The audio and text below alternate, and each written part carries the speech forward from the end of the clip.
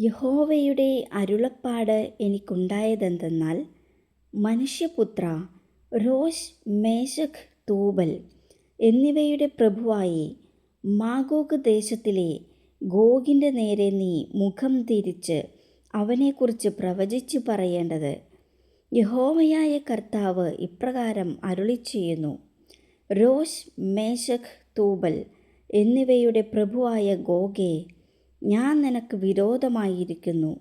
ഞാൻ നിന്നെ വഴിതെറ്റിച്ച് നിന്റെ താടിയെല്ലിൽ ചൂണ്ടൽ കൊളുത്തി നിന്നെയും നിന്റെ സകല സൈന്യത്തെയും കുതിരകളെയും ഒട്ടൊഴിയാതെ, സർവായുധം ധരിച്ച കുതിരച്ചേവകരെയും ഒട്ടൊഴിയാതെ, വാളും പരിചയും പലകയുമെടുത്ത ഒരു മഹാസമൂഹത്തെയും അവരോടുകൂടെ ഒട്ടൊഴിയാതെ, പരിചയും തലക്കോരികയും ധരിച്ച പാർസികൾ, കൂശ്യർ, പൂത്യർ, ഗോമരും അവൻ്റെ എല്ലാ പടക്കൂട്ടങ്ങളും, വടക്കേ അറ്റത്തുള്ള തോഗർമാഗൃഹവും അതിൻ്റെ എല്ലാ പടക്കൂട്ടങ്ങളും എന്നിങ്ങനെ പല ജാതികളെയും നിന്നോടുകൂടെ പുറപ്പെടുമാറാക്കും. ഒരുങ്ങിക്കൊള്ളുക, നീയും നിന്റെ അടുക്കൽ കൂടിയിരിക്കുന്ന നിന്റെ സമൂഹമൊക്കെയും ഒരുങ്ങിക്കൊള്ളുവിൻ. നീ അവർക്ക് മേധാവിയായിരിക്കെ ഏറിയ നാൾ കഴിഞ്ഞിട്ട് നീ സന്ദർശിക്കപ്പെടും. വാളിന് ഒഴിഞ്ഞു പോന്നതും പല ജാതികളിൽ നിന്നും ശേഖരിക്കപ്പെട്ടതുമായ ഒരു രാജ്യത്തിലേക്ക് നീ ഒടുക്കം വന്നു ചേരും. നിരന്തര ശൂന്യമായി കിടന്നിരുന്ന ഇസ്രായേൽ പർവ്വതങ്ങളിൽ തന്നെ. എന്നാൽ അവർ ജാതികളുടെ ഇടയിൽ നിന്ന് വന്ന് എല്ലാവരും നിർഭയമായി വസിക്കും. നീ മഴക്കോൾ പോലെ കയറിവരും. നീയും നിന്റെ എല്ലാ പടക്കൂട്ടങ്ങളും നിന്നോട് കൂടെയുള്ള പല ജാതികളും മേഘം പോലെ ദേശത്തെ മൂടും. യഹോവയായ കർത്താവ് ഇപ്രകാരം അരുളിച്ചെയ്യുന്നു. അന്നാളിൽ നിന്റെ ഹൃദയത്തിൽ ചില ആലോചനകൾ തോന്നും. നീ ഒരു ദുരുപായം നിരൂപിക്കും. മതിലില്ലാത്ത ഗ്രാമങ്ങളുള്ള ദേശത്ത് ഞാൻ ചെല്ലും.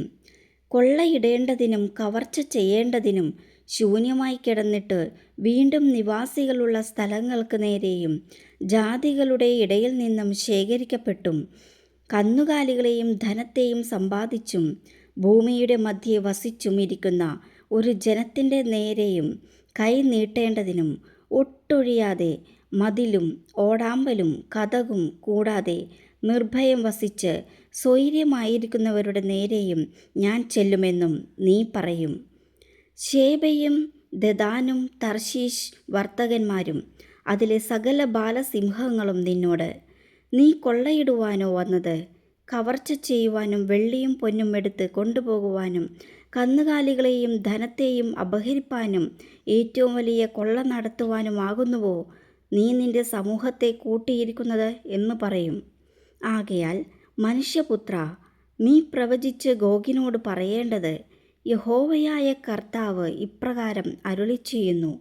എൻ്റെ ജനമായ ഇസ്രായേൽ നിർഭയമായി വസിക്കുന്ന അന്നാളിൽ നീ അത് അറിയുകയില്ലയോ?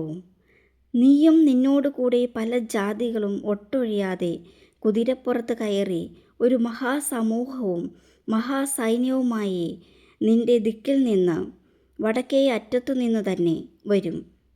ദേശത്തെ മറയ്ക്കേണ്ടതിനുള്ള ഒരു മേഘം പോലെ നീ എൻ്റെ ജനമായ ഇസ്രായേലിൻ്റെ നേരെ വരും. ഗോഗേ, അന്ത്യകാലത്ത് ജാതികൾ കാൺകെ ഞാൻ എന്നെ തന്നെ നീങ്കൽ വിശുദ്ധീകരിക്കുമ്പോൾ അവർ എന്നെ അറിയേണ്ടതിന് ഞാൻ നിന്നെ എൻ്റെ ദേശത്തിൻ്റെ നേരെ വരുത്തും. യഹോവയായ കർത്താവ് ഇപ്രകാരം അരുളിച്ചെയ്യുന്നു. ഞാൻ നിന്നെ ഇസ്രായേലിന് വിരോധമായി വരുത്തും എന്ന് പണ്ടത്തെ കാലത്ത് അനേകം സംവത്സരങ്ങളായി പ്രവചിച്ചു പോന്ന അവരുടെ പ്രവാചകന്മാരായ എൻ്റെ ദാസന്മാർ മുഖാന്തരം ഞാൻ അന്ന് അരുളിച്ചെയ്തത് നിന്നെക്കുറിച്ചല്ലയോ? ഇസ്രായേൽ ദേശത്തിന് വിരോധമായി ഗോഗ് വരുന്ന അന്നാളിൽ എൻ്റെ ക്രോധം എൻ്റെ മൂക്കിൽ ഉജ്ജ്വലിക്കും എന്ന് യഹോവയായ കർത്താവിൻ്റെ അരുളപ്പാട്. അന്നാളിൽ നിശ്ചയമായിട്ട് ഇസ്രായേൽ ദേശത്ത് ഒരു വലിയ ഭൂകമ്പമുണ്ടാകും എന്ന് ഞാൻ എൻ്റെ തീക്ഷ്ണതയിലും എൻ്റെ കോപാഗ്നിയിലും അരുളിച്ചെയ്തിരിക്കുന്നു. അങ്ങനെ സമുദ്രത്തിലെ മത്സ്യവും ആകാശത്തിലെ പറവയും കാട്ടിലെ മൃഗവും നിലത്തിഴയുന്ന ഇഴജാതികളൊക്കെയും ഭൂതലത്തിലെ സകല മനുഷ്യരും എൻ്റെ സന്നിധിയിൽ വിറയ്ക്കും. മലകൾ ഇടിഞ്ഞുപോകും, കടുംതൂക്കങ്ങൾ വീണുപോകും, എല്ലാ മതിലും നിലം പരിചാകും. ഞാൻ എൻ്റെ സകല പർവ്വതങ്ങളോടും അവൻ്റെ നേരെ വാളെടുപ്പാൻ കൽപ്പിക്കും എന്ന് യഹോവയായ കർത്താവിൻ്റെ അരുളപ്പാട്. ഓരോരുത്തൻ്റെ വാൾ അവനവൻ്റെ സഹോദരന് വിരോധമായിരിക്കും.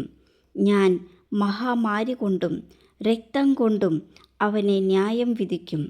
ഞാൻ അവൻ്റെ മേലും അവൻ്റെ പടക്കൂട്ടങ്ങളുടെ മേലും അവനോട് കൂടെയുള്ള പല ജാതികളുടെ മേലും പെരുമഴയും വലിയ ആലിപ്പഴവും തീയും ഗന്ധകവും വർഷിപ്പിക്കും.